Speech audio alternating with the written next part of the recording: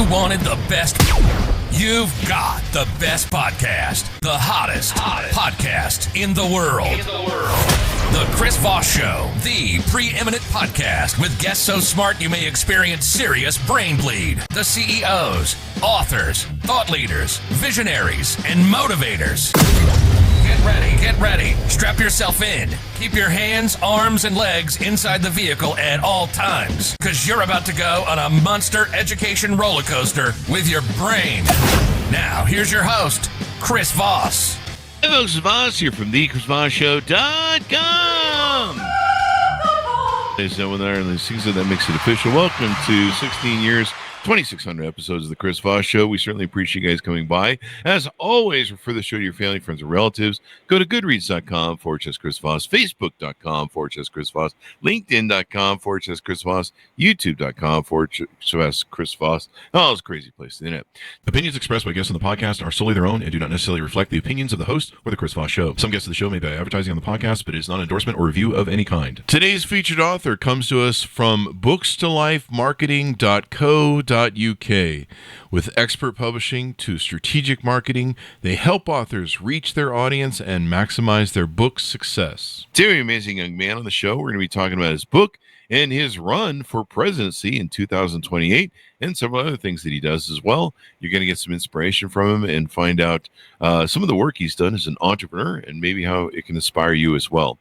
He's the author of the book called Resilience, out June 25th, 2024 by Barak, Zilberberg, and we're going to talk about some of his insights, some of his experiences that have made him great, and what he's up to next. He is an entrepreneur, investor, philanthropist, political figure, and author of the latest book, Resilience. Born in Los Angeles to Israeli immigrant parents, he learned the value of hard work early, starting at just 6 years old and becoming self-reliant by 13.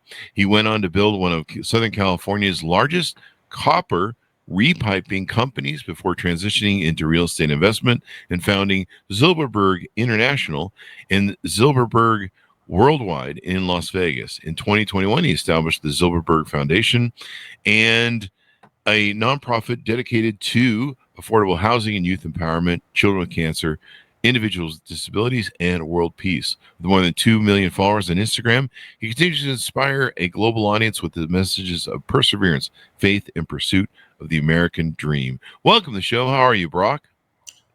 Chris Voss, thank you for your warm invite. I couldn't have said it myself the way you've said it. I mean, the way you presented me is just incredible. There you go. No, I'm just so honored. I'm really honored. Thank you. We're honored to have you as well, Barak. Give us any .coms. What websites or social media do you want to point people to have them follow you? Yeah, so it's www.barakzilberberg.com. That's BARAKZILBERBRG. Over there, you'll see my positions as a presidential run on the 2024 elections, and then I am running in 2028 in elections as well. And my elections are about the people, about everybody throughout the world. Not only to be a president in the United States, it's not only a responsibility of our nation, it's actually a responsibility of the world. So that's what people have to understand and correlate when they are in these leadership positions. Now, as you can see, I have a tie here and I have all the nations in the world, but in my heart, I was born, raised here in the United States, and my heart is in the United States. So let's lead off with the book. Tell us about this book, Resilience. Resilience, right here, it's a hard copy. I believe it's on Amazon and Kindle for $19.99. It's on Barnes & Noble and all types of search engines that you can find yourself with. It's a book about my upbringings. Even beyond my upbringings, my grandparents and ancestry and what have you is where we've started, where I've started, how I've had all of this integrated into me, and being resilient and thinking in faith in God and in ways where there is a way and there are possibilities and there are solutions.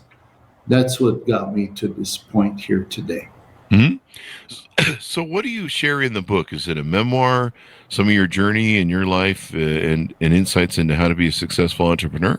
That's right. It's about grassroots upbringings of starting with nothing, not being privileged, raised with a silver spoon or a gold spoon, just humble beginnings, grassroots. And there you go. There is my story right there. And anybody can be whoever they want and dream as high as they want and achieve whatever they want. And those who say you cannot, please, I will debate them. Because I am a proven figure of this. Talk to us about, I mentioned some things in the intro that were pretty interesting. How did your early experiences working from a youth shape your approach to life and business? Absolutely. I believe in youth years, it's very important that parents educate their children in chores, giving them tasks, giving them objectives and direction and orders. It's a must. This way it sculpts every child out there. And then they learn abilities of some things that they didn't know they were able to do. Yeah, I've been taught chores since I'm a child. Dad used to take me out in the work sites. Age 6, say, hey, here you go. Here's a paintbrush. You go ahead, paint the wall. You do this, you do that. You do here, you do there. He was like a commander. So I didn't argue with him. I just did what I had to do. But, with my father, being a commander has helped me acknowledge my talents. And I'm just very thankful, not only to my mother, my father, and to my whole family. So it says you kind of became self-sustaining at age 13 or something like that. I think we said in the bio. Tell us about how you accomplished that. You obviously started working early and doing things at 6 years old, and self-reliant by 13. That's right. Well, I saw other children having, polo shirts. I'm into fashion too, as I love fashion. So as a child, you want to be in the whole ambience of fashion, right? So kids are wearing polos, alligators. That's what's in the style, which is Lacoste. All kinds of organizations that everybody reliant on and look at very highly of. So my dad told me, I'm not buying you polo. I'm not buying you this. I'm not buying you that. You have to work for yourself and buy your own shirts, buy your own clothes, do whatever. And I understood that at a young age. So I said, I'm not going to rely on him. It's just easier for me to go to work. So I started going to work and I started buying my own fashion needs and as to how I want to tailor myself and bring myself up to where I want to be in life, Being self-sufficient is very important, not being reliant on parents, not on the government, family, friends. Got to be reliant on ourselves. And that goes for our nation, too. We have to be reliant on our nation. We have to produce our own goods and facilitate it in our own nation and not reliant on other countries for our goods. So that's basically what I'm bringing here to the table. And philanthropy and my foundation and as a presidential run. What does the word resilience evidently, obviously it means something to you. How can someone cultivate resilience in their own life? And why is resilience, the word, so important to you? Resilience is the empowerment of some days aren't so good and there are days that are better. So it's just relying on the next day. In other words, we all go through turmoils and all kinds of situations and problems. And that's fine. If we're going through problems and all kinds of situations, Our job is to infiltrate that in our minds, digest it, take a nap, just rest a little bit, let it digest. Don't make fast, emotional decisions. Make decisions very intellectually, and if it takes you time to make that decision, take the time. That is my suggestion, and what I've accomplished in my success is just taking a nap about the whole situation. And then when you wake up, it's another day, it's another beginning, it's another life. From there, we start moving forward as to problem solving and doing whatever. And then if it takes more time, it takes more time, How long? I tell you, there's a rabbit that runs so fast, and then there's a turtle, right? I'm a turtle. Where at least, I'm slow, but I get to wherever I have to get to.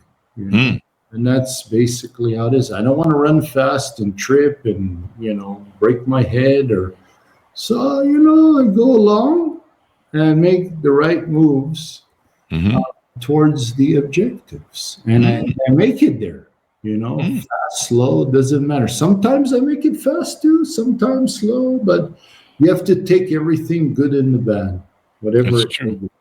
That's true.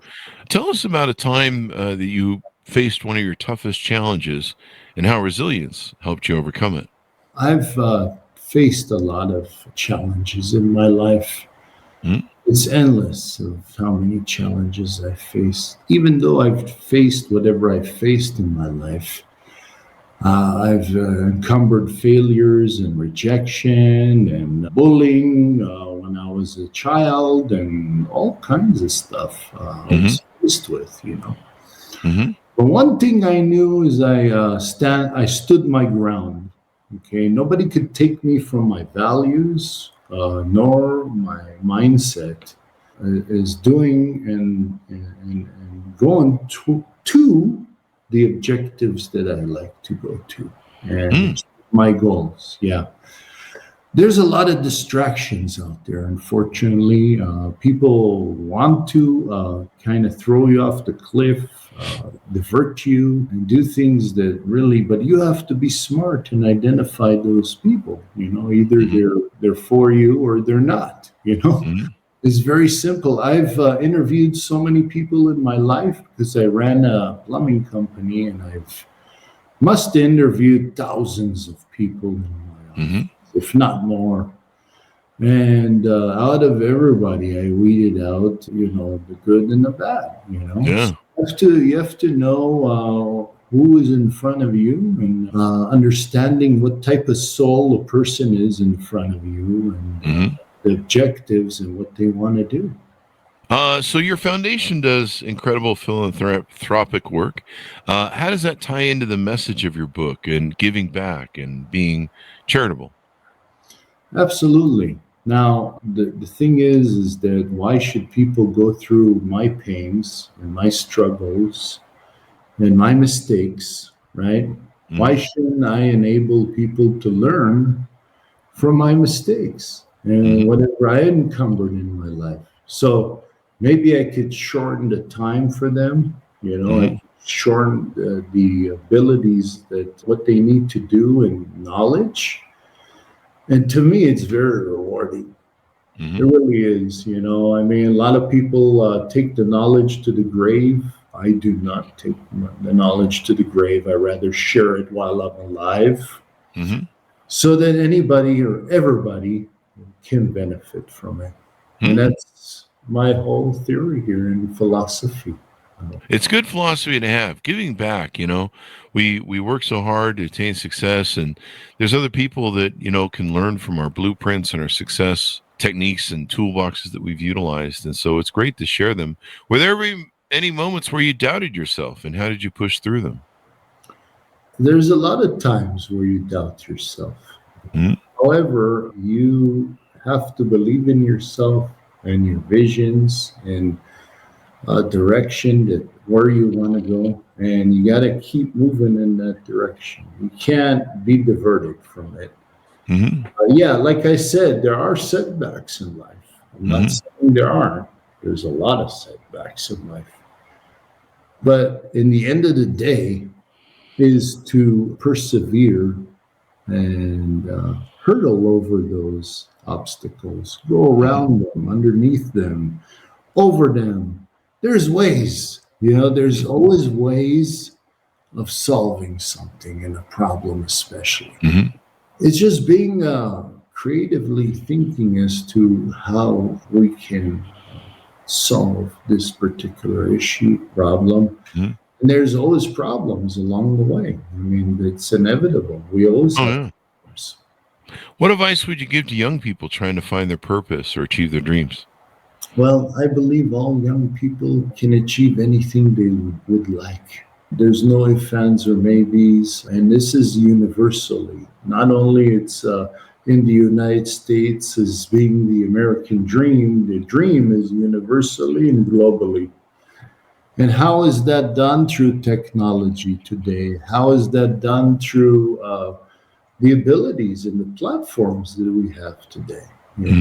It's just remarkable as to where everything is going, where we are and where we're going. It's just very interesting. And I've been so privileged to be in this era in life and witness all of this. It's just amazing. And the fact is, I believe everybody should believe in themselves, love themselves, understand what their capabilities are, their talents, and to sometimes what you do in life, you don't fall in love with what you do. Like typically, I started off in the blue collar surroundings as a plumber. If you think about, I want to be a plumber. Not everybody kind of correlates with that profession because it's very dirty and people don't want to enter into that subject because of the subject it is, but people don't understand how lucrative it is. And what I'm saying is you don't have to love in the beginning of what you're doing, but love it as to how lucrative it may be in the future. That's my advice to young people. So, and that's how you achieve success. And everything that you dream of and you want to be an incomer and help. And in the end of the day, you want to help people.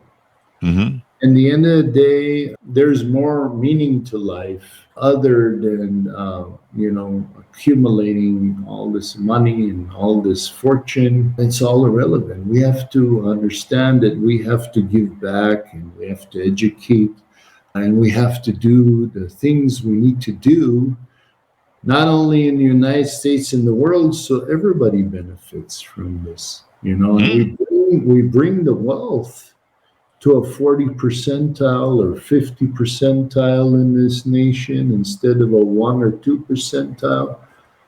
Those are my ambitions here in this whole country. Well, it's good to have these ambitions. Let's talk about those ambitions. We talked in the pre-show, you might be announcing a run for governor of Nevada and then also U.S. president in 2028. Tell us about what you're doing there. I ran in 2022 as a gubernatorial candidate in the state of Nevada. So therefore, I'd like to run again in 26. And I already emailed that I will be filing. It's going to be in March. There you go. And so governorship of Las Vegas or Nevada, I should say. I mean, Las Vegas kind of is Nevada, really, when it comes down to it. But governorship for Nevada, that's got to be interesting. I've lived in Nevada for 20 years. It's a wonderful state. I love that it doesn't have any state taxes, which is good. So hopefully that continues. But it's a wonderful place. Maybe you could you pass a law to make the summers less hot? Maybe. Interesting enough, the summer was beautiful. I mean, it wasn't firing hot. Last summer was firing hot. Yeah. This summer it was pretty nice, and Maybe we can have more of that. moving along here, it's very nice as well. It's beautiful. We're in the 70s out here, so I'm just so privileged to be here. What excites you about running for office, whether it's the governorship or the presidency? What motivates you? What do you find in a way there that enhances what you've done all your life? I've been witnessing politics since I'm a child, 5 years old. I've seen presidents, I've seen ambassadors, I've seen diplomats, I've seen senators and congressmen. I've seen them all. Okay? And I've studied politics since I'm a child. So I'm very, very literate in the subject. And, as the country, as to where it's going and what direction it's going, I would like to make a change with that. And that's why I've run. Not only as governor, as president, because I believe I know what the people want. And I'm going to be delegating and serving strictly the people. No lobbyists, no special interest groups. I can't be bribed. You can't buy me. I'm sorry. People you can buy, but fortunately you can't buy me. So yeah, I just do what is right for the people. I'm working for the people, for you, and no one else. So I listen to the power of the people. The power of the people. And I suppose this comes into your philosophy of philanthropy and giving back, correct? That's correct. Because everybody has a voice. And I believe our constitutional rights and our First Amendment, which is our voice, is very crucial, not only in our nation, but throughout the world. So I believe everybody should voice themselves. And be opinionated, and it's very important to listen to everybody. Whoever is opinionated, it's very important to listen because you can learn a lot from every individual, and you could be better as a person. And that's what I've learned throughout my life. Be better as a person. What else do you have that you're doing? Is there any coaching, consulting, speaking, maybe that you're engaged in? Yes, I've been in many speaking events and engagements. I've been in Junior Achievement over in their philanthropy in regards to training and coaching salespeople for achieving charitable contributions and what have you. What I do is I just dedicate my heart, my soul, and everything in my body to what I do. And I dedicate my heart, soul, my body to the American people further out throughout the world. So, yeah, I will give my soul and everything I have for everybody. And people can donate on your website and support it as well, correct? Absolutely. So there are donations that are accepted, please, and that is the power of the people that can correlate with my policies and objectives. And it's not my policies, it's the people's. It's all you. So I'm working for you. Please hop on my website, www.barak, Barak Zilberberg, ZILBERBRG.com. And I do accept contributions there from the people, not from lobbyists or special interest groups or corporations. So we got to correlate that to us, the people, speaking as an American citizen as well. And, not only that, I'm a naturalized U.S. citizen, born and raised in the United States. Born and raised in America. Tell us about your parents and the influence maybe they had on you. Where did they come from, and why was it important for them to bring you here? Or have you here?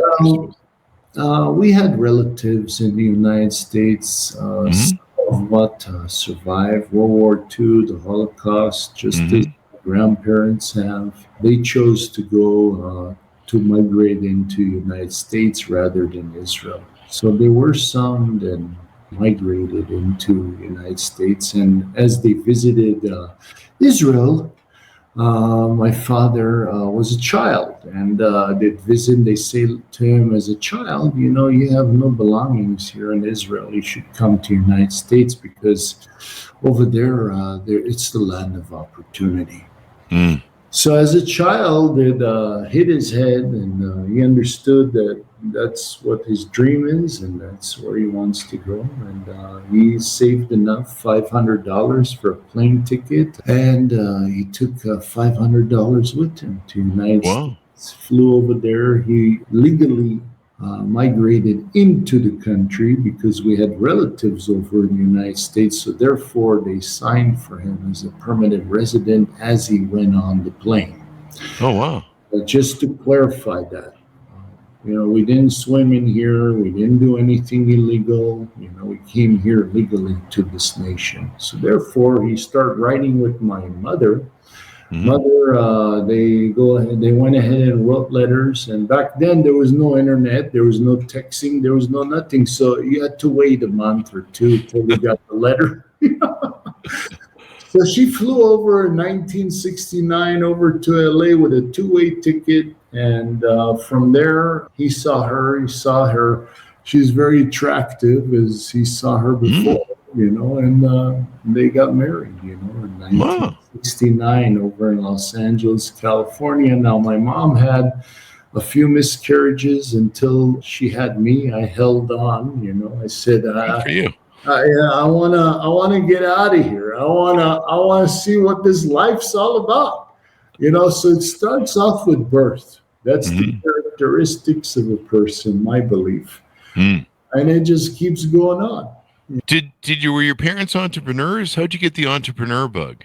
Yeah, what it is my grandfather was, my grandparents were entrepreneurs.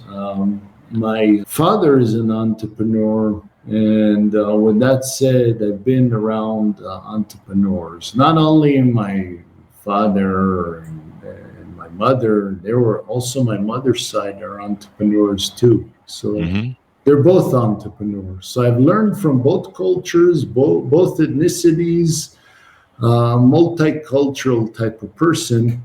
And that really integrated into myself, and having all of that has brought it all out. Not only in my business ventures and whatever I've done and ongoing to this point. So what do you hope people come away from learning about you, reading your book, et cetera, et cetera? What would you hope that they would come away with? I want everybody to come away with that there is hope and faith, and there is a direction for ongoing and moving forward. To love yourself, never doubt yourself, believe in yourself, understand your inner talents as a person, connect with yourself spiritually, mentally, physically, in all ways that can enhance you as an individual, and do the things that you want to do. And please don't live with regrets. That's my advice, because to say that I could have done it and I should have done it and all of that, that's living with regrets. So I don't live with regrets. I just go ahead and do it. And if I fail, I fail. If I succeed, I succeed. But what if I succeeded and I've succeeded? So, if you don't try, you don't know. That's the bottom line. My advice to young people. I love you guys. I have a lot of faith with you guys, but you guys have to grind. You have to put the work in, and you gotta, sacrifice your time, and sometimes you don't go out with friends, and sometimes you don't go to parties, and sometimes you don't do the things you want to do, but that time is allocated very wisely towards your future. Once you've built yourself at a point where, I said I worked hard, and you could go to a party here and there and do things you wanted to do in the past, but you already have the freedom and you have the money to go ahead and do that. Yeah. Well, it's an inspiring message, and resilience is really important in life. So as we go out, give people your .coms one last time so they know where they can find you, subscribe to you, donate to your campaign, and all that good stuff. Thank you so very much. It's an honor. It's a pleasure to be in presence with you. Additionally, You as well. I want to bless the United States. I love this country wholeheartedly. I'm just so blessed to be in this country, and all my family and everybody in this country. We're all blessed. We're all as one. Mm-hmm. And I like to also thank initiatives that are going on in the world, for whomever is doing the initiatives of world peace. Mm-hmm. So we do have peace in the world, especially in Ukraine and Russia, and not only that, in the Middle East. Mm-hmm. Very crucial and very important. And in other parts of the world, we must end all these ambiguities and be as one family, and love each other and respect each other. That's what it's all about. God bless you all. I love you, and thank you for having me on your show. Thank you for coming. We really appreciate it, man. It's been very inspiring. Thank you very much, Barak. Then pick up Barak's book wherever fine books are sold. It's called Resilience, out June 25th, 2024. Go to goodreads.com/Chris Voss, linkedin.com/Chris Voss, Chris Voss1 on the TikTok, and all those crazy places on the internet. Be good to each other. Stay safe. We'll see you guys next time. And that should have us out.